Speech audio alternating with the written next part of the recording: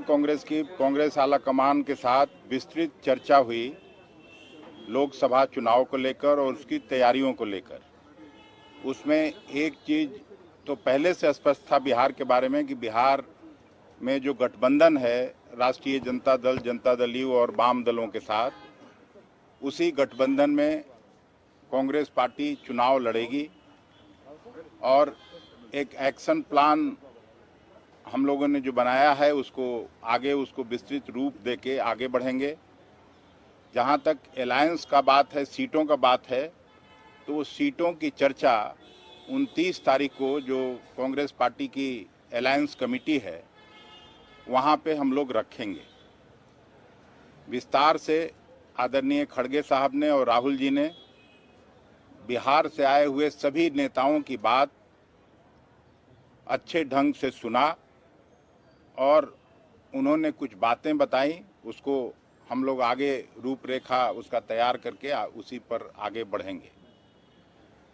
फिर से हम सभी बिहार के कांग्रेस जन आदरणीय खड़गे साहब को और राहुल जी को, संगठन प्रभारी जी को हृदय से धन्यवाद देते हैं, जिन्होंने विस्तृत चर्चा करके 3 घंटा का लगभग समय दिया। हम सबको धन्यवाद देते हैं। 2019 में आप लोग 9 सीटों पर चुनाव लड़े थे अलायंस के साथ, क्या उतनी ही सीटों की दावेदारी रहेगी या उसमें फ्लेक्सिबिलिटी भी रहेगी? नहीं, फ्लेक्सिबिलिटी तो जब गठबंधन होता है तो होता है, एक आध सीट इधर उधर हो सकता है, उसमें कोई ये नहीं है। उसमें 2 पार्टी लड़ी थी उस समय हम लोगों का गठबंधन राजद और वाम दलों के साथ था। इस बार एक नई पार्टी आई है जनता दल यू, जिसके मुखिया श्री नीतीश कुमार जी हैं और वहाँ मुख्यमंत्री हैं, तो उसमें फिर 1-2 सीट इधर आगे पीछे होने में कोई बहुत तकलीफ नहीं है, लेकिन हम लोग सामंजस्य बिठा के लड़ेंगे और वहाँ बीजेपी को हराएंगे। 30 को फाइनल हो जाएगा सर, 30 को फाइनल हो जाएगा? नहीं, अरे ऐसा कोई डेट थोड़ी होता है। 29 तारीख को हम लोगों को बुलाया गया है दिल्ली में और उसमें हम लोग अपनी बात, सीटों की चर्चा करेंगे और बात आगे बढ़ेगी। फिर वो लोग चर्चा करेंगे दूसरे पार्टी के लीडर्स के साथ।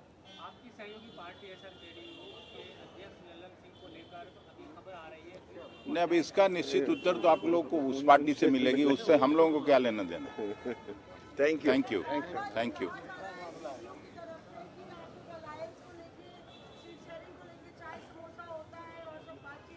कहा जाता है आज तक तो कोई बात हुई नहीं, आपसे बात हुई होगी, हम लोगों से तो कोई बात अभी नहीं हुई, पहली बात। आए थैंक यू।